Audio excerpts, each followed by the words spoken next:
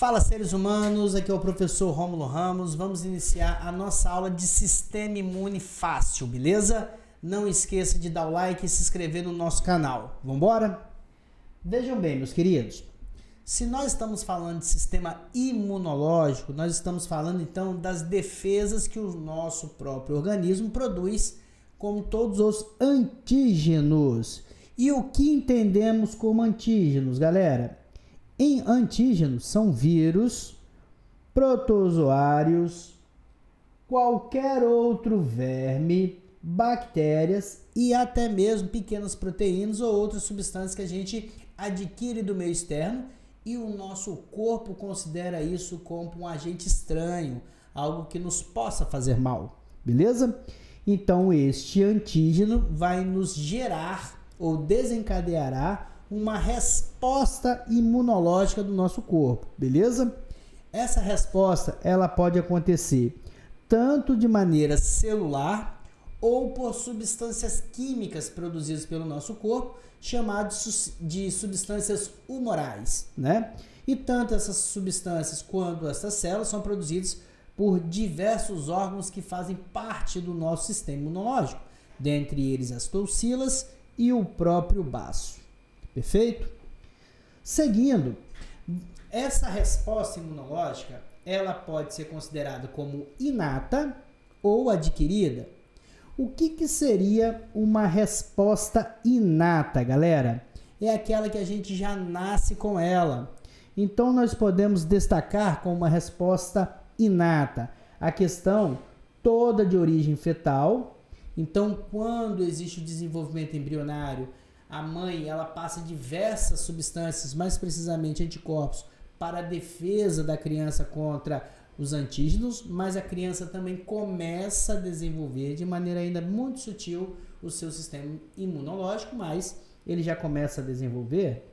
Nós temos também como barreira inicial de resposta inata a nossa própria pele, as enzimas que são produzidas em algumas partes do nosso corpo, e até mesmo o suco gástrico, que tem o objetivo inicial de impedir que esses micro-organismos ou substâncias entrem dentro de nosso corpo, beleza? Se ele entrar dentro do nosso corpo, aí nós vamos precisar das ações chamadas de secundárias e terciárias. Se nós estamos falando das ações secundárias e terciárias, nós estamos falando então necessariamente da ação celular. Estamos falando dos macrófagos, que é uma célula importantíssima do sistema imunológico, que nós vamos abordar daqui a pouco. É sempre importante vocês não esquecerem que a resposta inata sempre é uma resposta muito rápida, galera. Então, ela é importantíssima para uma defesa inicial do seu corpo contra todo e qualquer micro-organismo ou substância que o seu corpo considerar como prejudicial. Então, entenda comigo que, como barreiras naturais, formando a nossa primeira linha de combate, nós vamos ter pele, mucosa, secreção, flora natural e o próprio peristaltismo. Então, perceba que nós temos dois sistemas digestórios que sempre estão diretamente, Então, entenda que nós temos dois sistemas do corpo humano que estão em contato direto com o que vem do meio externo. Então, nós estamos falando do sistema digestório, porque o alimento e a água ele vem do ambiente externo, então a gente precisa de uma barreira inicial contra alguns micro-organismos que lá estão. E também nós temos o sistema respiratório, que também, no ato de inspirar o ar, ele também vai estar em contato com substâncias que estão presentes no meio externo. Então, o muco, a questão da presença de enzimas, a questão da presença do ácido clorídrico, são todas substâncias então, que vão promover esta barreira inicial. A gente também, como eu havia dito para vocês, após esse organismo conseguir entrar dentro do nosso corpo, ou seja, superar a primeira linha de combate, ele vai para a segunda linha de combate. Mesmo sendo uma segunda linha de combate, ainda nós podemos considerar como uma resposta inata, tá? Uma resposta bastante imediata. Então, nós temos células que promovem a fagocitose. Mais à frente nós vamos conversar bastante, que é a questão dos macrófagos. Temos substâncias antimicrobianas, que são substâncias químicas que vão agir em cima de um determinado tipo de micro-organismo. E a gente também tem algumas respostas inflamatórias, que também são consideradas como respostas inatas. Dentre elas, de reações inflamatórias, algumas vezes a pessoa até eleva a sua temperatura. O elevar a temperatura está relacionado a uma série de controles internos imunológicos importantes, como, por exemplo, agir como estímulo para a produção de mais células que compõem o nosso sistema imunológico. Perfeito? Então, além da questão da resposta inata, a gente também tem a resposta que a gente chama de adquirida. Entenda como resposta adquirida aquilo então que você vai desenvolvendo ao longo do tempo, principalmente na velocidade no qual você está exposto a esses diversos antígenos. Então podemos pensar como resposta adquirida aquelas que são altamente específicas. Então, essa resposta vai ser em cima de um vírus, em cima de uma bactéria, em cima de um fungo que porventura você tenha adquirido do meio externo. Como foi visto, como já foi dito, desenvolve-se ao longo da vida inteira, porque o tempo inteiro nós estamos desenvolvendo células com alta especificidade em cima do nosso agressor, né, do nosso antígeno, gera uma memória imune. Memória imune, nós estamos falando que a partir do momento que esse micro-organismo ou esse antígeno entra em contato com a gente pela primeira vez, nós já temos a receita de se criar substâncias para combatê-lo. Então, essa receitinha está diretamente relacionada à memória imune. E um detalhe muito importante que a gente não pode esquecer, que às vezes o sistema imune pode agir contra a gente mesmo. Quando a gente fala das doenças autoimunes, por algum motivo, o sistema imunológico considera que alguma célula do seu corpo é um corpo estranho. E aí, necessariamente, ele vai produzindo substâncias para destruir essa célula em questão. E ao destruir essa célula em questão, pode gerar problemas de saúde muito grave. O gatilho para que alguma doença autoimune se desenvolva em uma pessoa ainda está meio obscuro, mas as ciências vêm trabalhando a cada dia mais para tentar elucidar melhor esse mistério.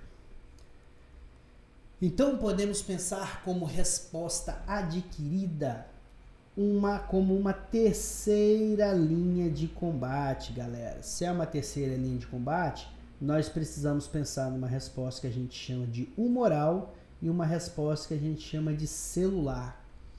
Entenda como uma resposta humoral a ação de substâncias químicas no combate de um determinado antígeno. Beleza? Então, necessariamente, estamos falando das imunoglobulinas, que nós vamos destacar um pouco mais à frente.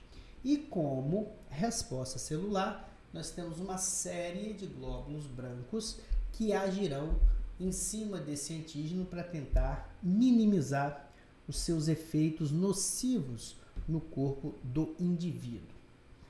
Dentre estas células de combate, nós podemos destacar os neutrófilos, os eosinófilos, os basófilos, os monócitos, os macrófagos, células dendríticas, linfócitos CD4, linfócito T killer, linfócito CD8 e linfócito B. Professor Rômulo, necessariamente eu preciso guardar todas essas células e as suas funções? Se você efetivamente quer medicina, você precisa trabalhar com essa memorização. Mas nós vamos mostrar para vocês daqui a pouco como que a gente consegue gravar o que cada célula dessa desempenha no nosso corpo. Então não esqueça de dar o likezinho e se inscrever no nosso canal. Perfeito? Vamos então verificar como é que a gente memoriza isso? Vamos iniciar então com os neutrófilos, galera. Os neutrófilos são células presentes no nosso sistema sanguíneo, né? Então são glóbulos brancos que possuem papel importantíssimo na defesa do nosso organismo. Eles funcionam a partir de um processo chamado de diapedese. O que é diapedese? É quando essa célula consegue sair aqui do vaso sanguíneo e ir para o tecido adjacente a esse vaso sanguíneo, que a gente chama de linfa, né? Esse líquido que preenche os tecidos no nosso corpo. Então, esses neutrófilos, galera, perceba que ele tem capacidade de fagocitose. Lembrando que fagocitose nada mais é do que o ato de englobar partículas células. E aí promove a sua digestão interna, liberando os resíduos diretamente para o meio externo. Então, o neutrófilo é um glóbulo branco importante no processo de fagocitose para a eliminação de determinados tipos de antígenos. Beleza? Temos também os eosinófilos. Os eosinófilos, eles possuem a ação um pouquinho diferenciada dos neutrófilos, porque eles agem em cima de organismos multicelulares, por exemplo, em cima de vermes, né? Então, a partir do momento que este glóbulo branco reconhece esse antígeno, ele vai liberar substâncias tóxicas que muitas vezes promovem a morte desse parasita que está dentro do seu corpo. Rômulo, o nosso sistema imunológico ele é infalível? Obviamente que não é, porque se ele fosse infalível, não teríamos nenhuma pessoa ficando doente. Só que ele é muito bom. Não é à toa que a quantidade de vezes que nós ficamos doentes, comparado com a quantidade de vezes que nós estamos expostos a esses antígenos, é infinitamente inferior. Então é extremamente importante que fatores que mantêm o nosso sistema imunológico muito bem estabelecido é uma boa alimentação, boa noite de sono, prática de exercícios físicos e tentar ficar o mais tranquilo possível. Perfeito? Então, eosinófilos são glóbulos brancos com ação diretamente em organismos que são multicelulares. Temos também os basófilos. Os basófilos, galera, eles estão muito relacionados aos efeitos alérgicos. E efeito alérgico, muitas vezes, podem ser muito sérios, né? E por que esse basófilo ele está diretamente relacionado ao sistema alérgico? Porque esse glóbulo branco, ele libera duas substânciazinhas chamadas de histamina e heparina, que são substâncias que promovem o que chamamos de vasodilatação. Essa vasodilatação, ela favorece o processo de diapedese. Se recordem que eu falei para vocês que diapedese é o ato de sair líquidos e substâncias do vaso sanguíneo para os tecidos adjacentes, formando a linfa. Então, consequentemente, se nós temos um acúmulo de líquido nessa região, essa região acaba ficando mais inchada. E dependendo do local onde acontece esse inchaço, isso pode gerar problemas graves de saúde, como, por exemplo, fechamento da glote, né? Então, esse tipo de glóbulo branco, ele é importante porque ele reconhece que determinada substância que você ingeriu, ela está sendo considerada como um corpo estranho, perigoso para o seu corpo. Então, é extremamente importante que você fique alerta e não volte a ter contato com essa substância. Só que lembrando ainda que com o passar do tempo, algumas substâncias que geram efeitos alérgicos, eles até passam a se tornar menos alérgicos a partir do momento que o seu corpo começa a se acostumar com essa determinada substância. Outras vezes não, é realmente você parar de ter o contato com esse tipo de antígeno. Beleza?